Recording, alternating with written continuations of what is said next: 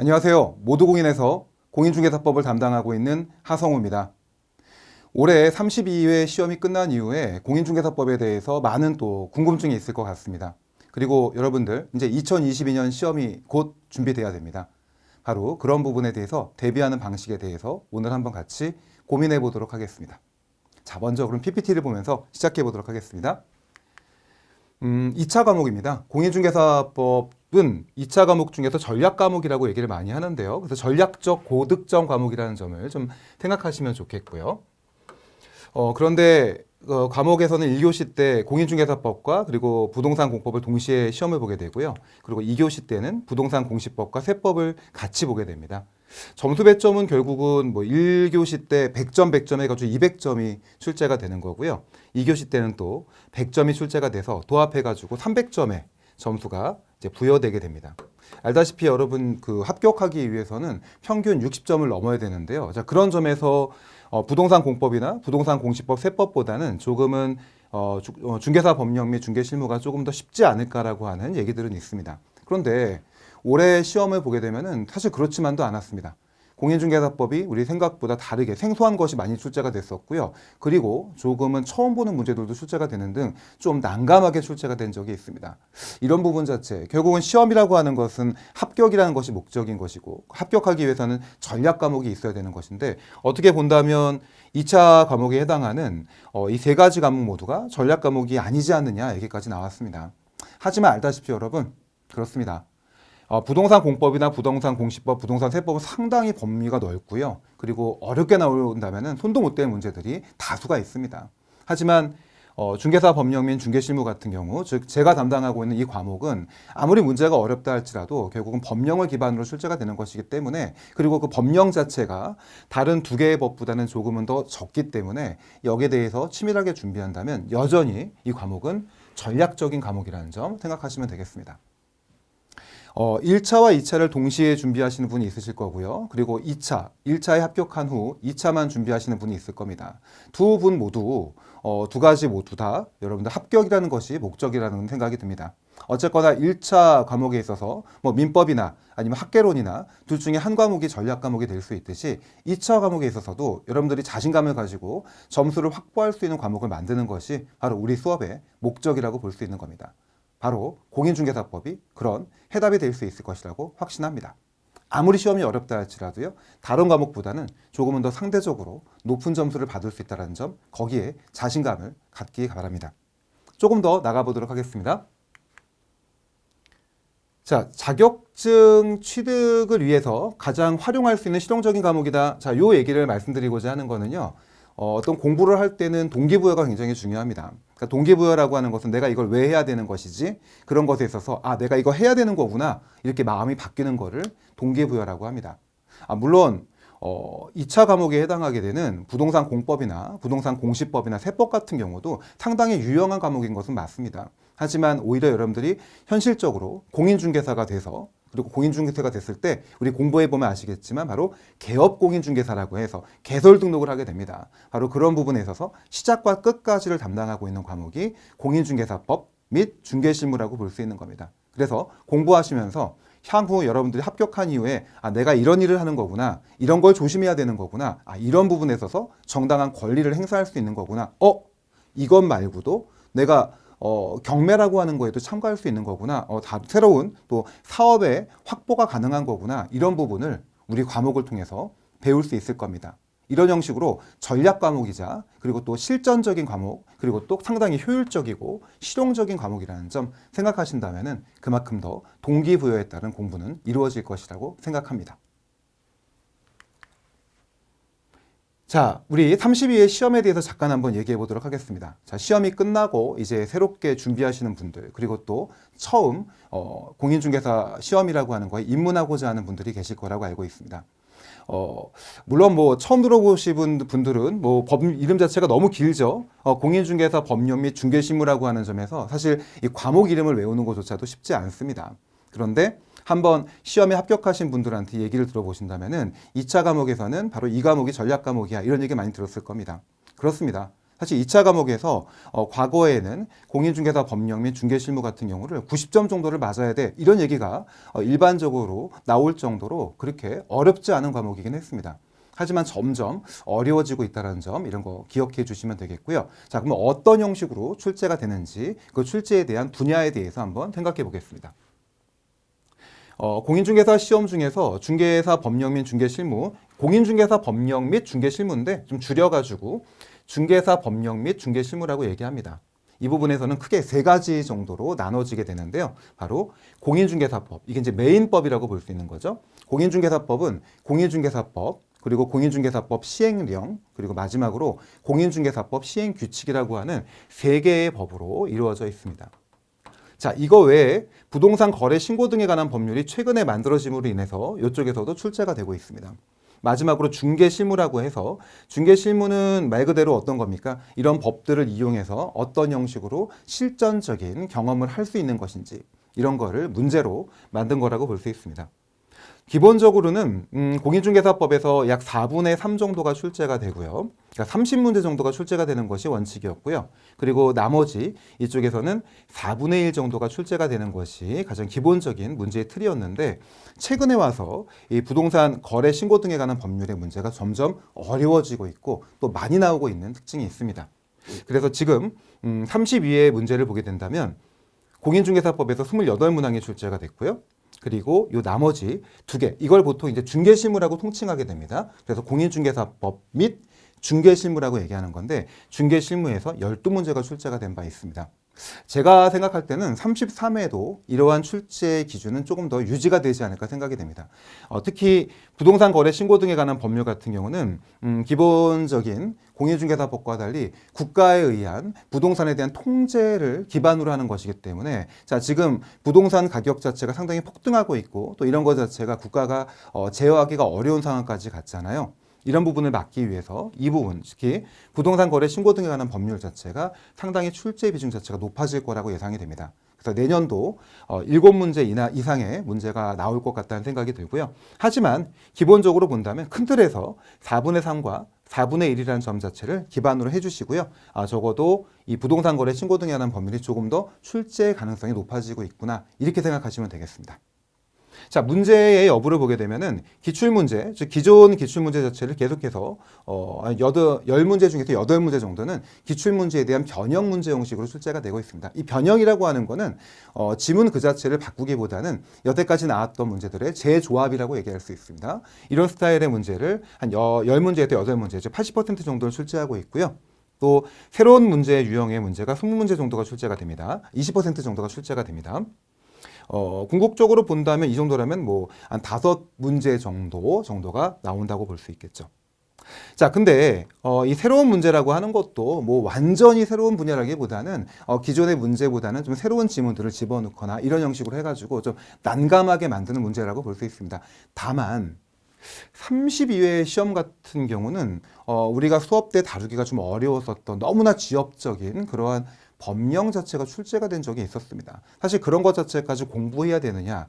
저는 그것은 반대입니다. 만약에 그렇게 공부량을 법령 위주로 많이 늘려버리게 된다면 사실 진짜 중요한 공인중개사법이나 부동산 거래 신고 등에 관한 법률 그리고 항상 출제가 되고 있는 중개실무의 중요한 포인트 이런 걸 놓칠 수 있기 때문에 오히려 그런 거는 과감하게 버리는 카드로 쓰는 것도 나쁘지 않다는 생각이 듭니다. 수업을 통해서 버려야 될 법령과 갖춰야 될 법령 자체를 꼭 말씀드릴 테니까요. 체크해 두시고 공부해 주시면 되겠습니다. 문제 형태를 보게 되면은 박스형 문제가 16문항 상당히 많이 출제가 됐습니다. 그리고 복합 음용 문제가 6문항. 사실 이 두 가지 때문에 이번 문제 자체가 어려운 문제, 즉 이번 난이도가 높았다라고 얘기하는 이유가 이 부분 때문이지 않을까 생각이 듭니다.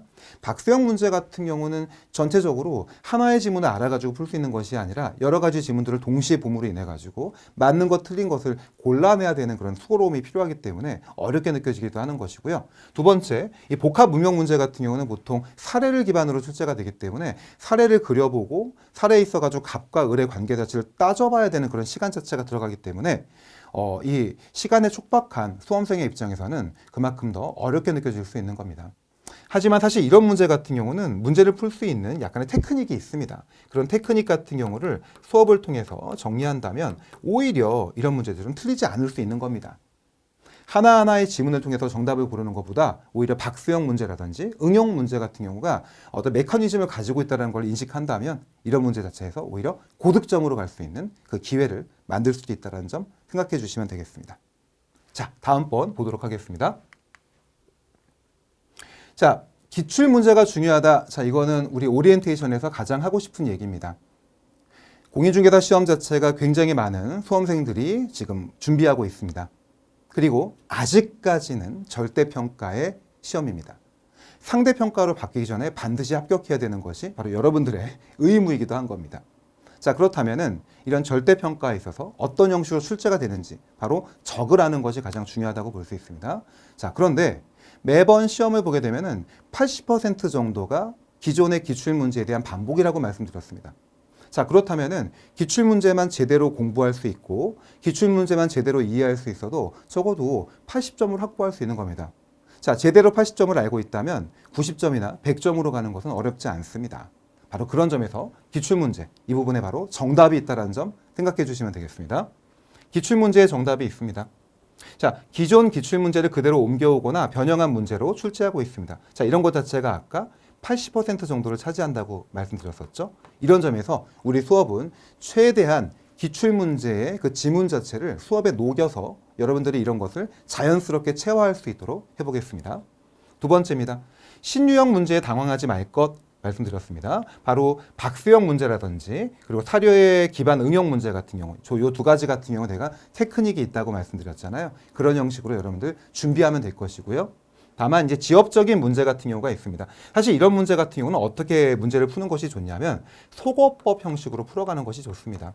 자, 속어법이라고 하는 것은 어쨌거나 5개의 지문 중에서 하나나 2개 정도는 확실하게 틀렸다라거나 맞았다라거나 하는 그런 확신이 드는 지문들이 있습니다. 자, 그런 형식으로 하나씩 지어가면서 최종적으로 남아있는 지문을 선택하는 방식, 이런 거를 속어법 방식이라고 합니다. 자, 이런 방식으로 문제를 푸는 것도 나쁘지 않다, 이렇게 말씀드리고 싶습니다. 어쨌거나 객관식 시험에 있어서 가장 좋은 결과는 바로 맞추는 거라고 볼 수 있겠죠.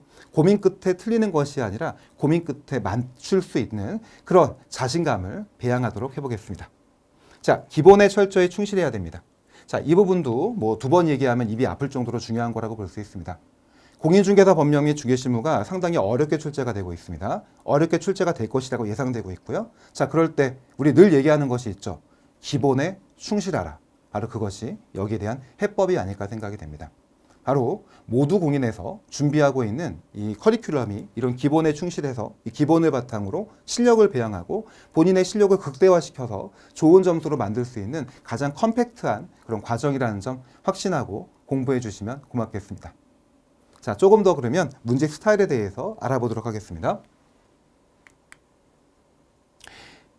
고난도 문제 유형들 자체를 몇 가지 제가 소개해 보겠습니다. 자, 32회 시험입니다. 2021년에 실시가 됐었던 이번 시험인데요.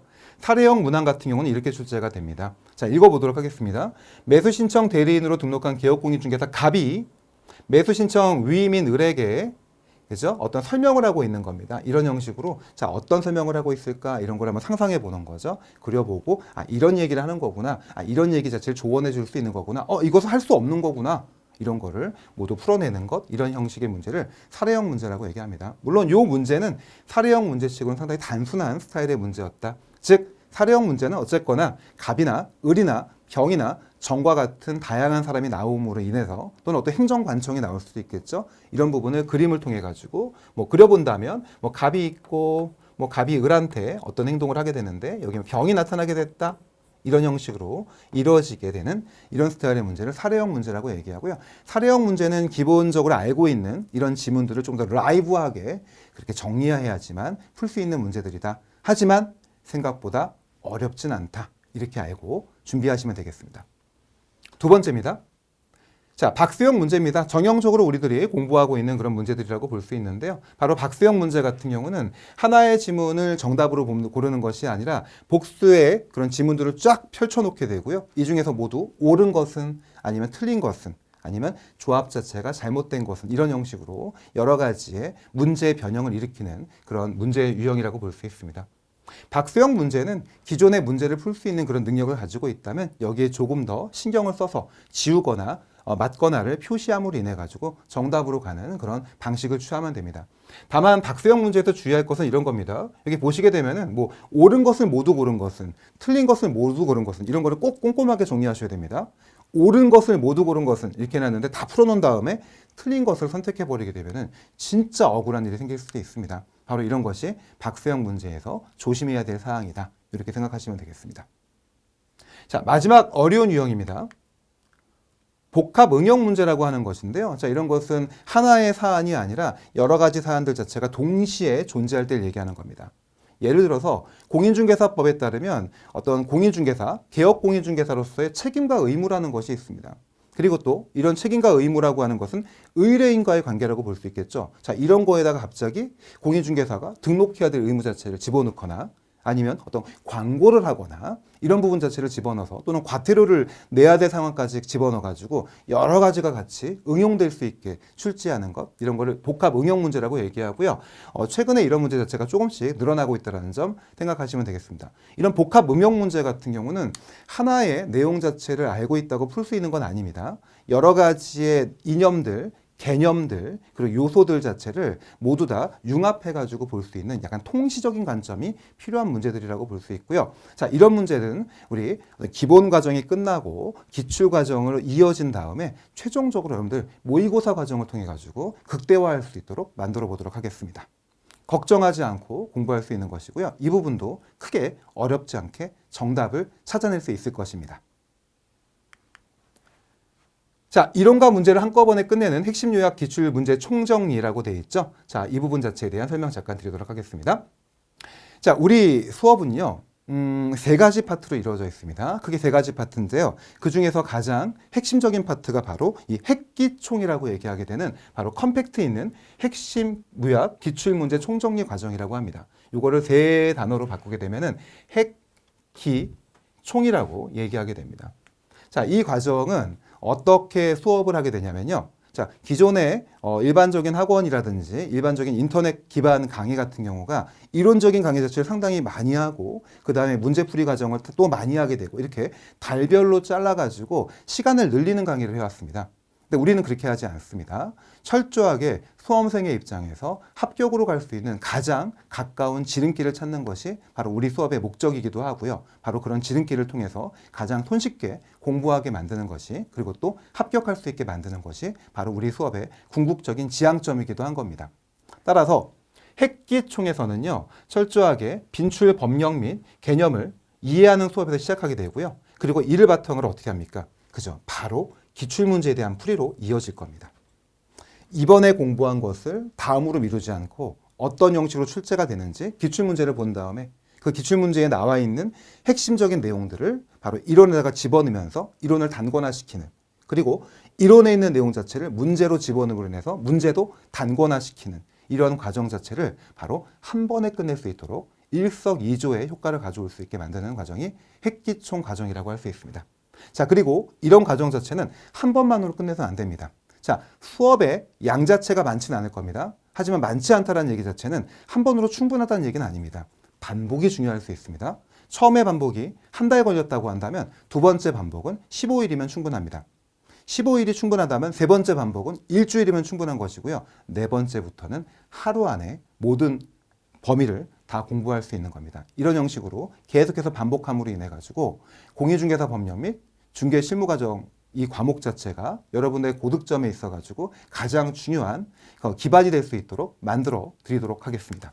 자, 이렇게 반복 학습으로 인해서 약점을 완벽하게 보완하게 된다면 이것이 바로 여러분들의 고득점으로 가는 길이라는 점 꼭 생각해 주시면 되겠습니다.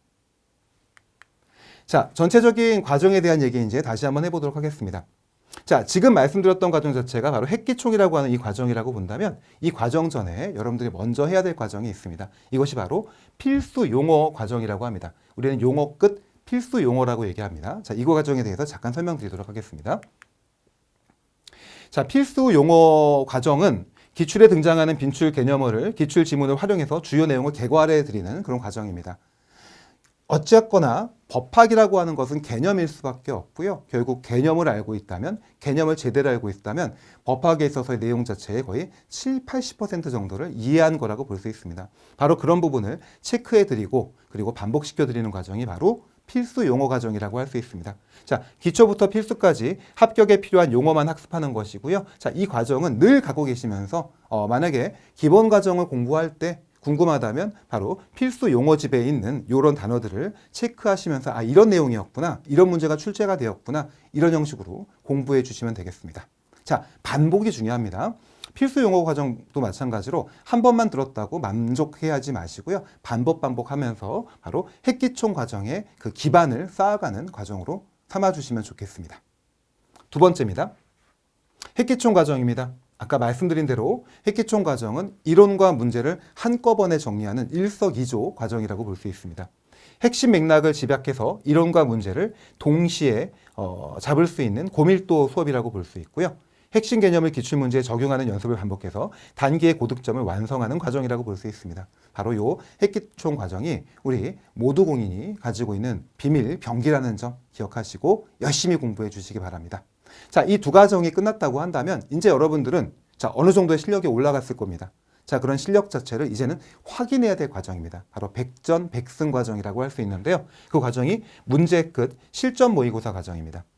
자, 문제풀이 능력 향상에 최적화된 실전형 수업으로 고득점을 완성하는 겁니다. 자, 이제 한번 기출문제가 아닌 새로운 문제들, 그리고 또 출제가 유력한 새로운 법령을 기반으로 한 문제들, 이런 걸 풀어볼 필요가 있는 겁니다. 이 과정을 통해서 자신의 능력 자체를 확인하고 자신감을 가졌으면 좋겠습니다. 최신 출제 경향을 완벽하게 반영해서 실제 시험과 가장 유사한 난이도의 문제로 구성할 예정입니다. 자, 그리고 이 마지막 과정에 마지막에 더 있습니다.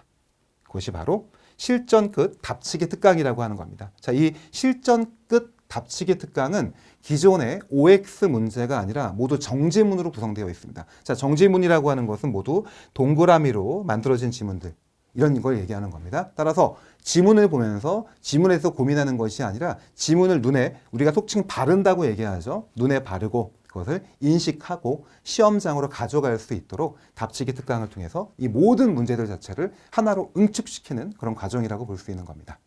자, 이와 같이 스텝 1 기초과정, 스텝 2 기본과 기출과정, 스텝 3 파이널 과정까지 끝내게 된다면 우리의 목적이었던, 아까 사실 제가 목적을 80점으로 잡았지만 아무리 시험이 어렵다 할지라도 그 이상의 최소 90점까지 노릴 수 있는 그런 실력으로 배양될 수 있을 것이라고 확신합니다.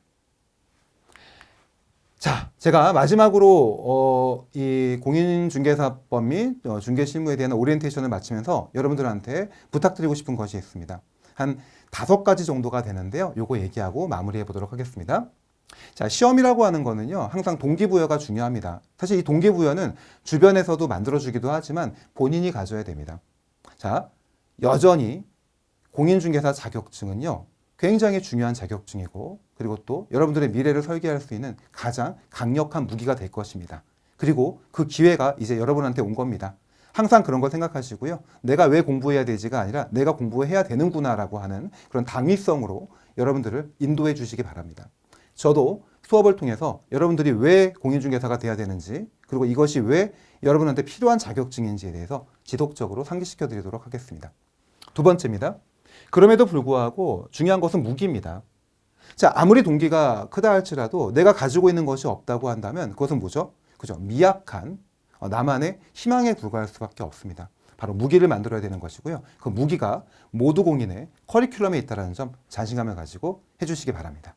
자, 이 무기를 우리는 기출문제와의 혼합을 통해 가지고 점점 더 강력한 무기로 만들어갈 것입니다. 핵기총 그 자체에서 기출문제에 대한 분석을 체화시킬 것이고요. 바로 그 이전에 스텝 1에 해당하게 되는 바로 단어, 필수 용어를 통해 가지고 그런 기반을 만드는 것이고요. 그리고 핵기총에서 만들어진 그런 능력 자체를 최종 모의고사라든지 답치기 특강이라고 하는 정지문 특강을 통해서 여러분들이 확인할 수 있도록 만들어 보도록 하겠습니다. 자, 이렇게 치밀한 공부 계획과 지속적인 실천 관리를 해갈 수 있다면 결국은 합격하게 되는 것입니다.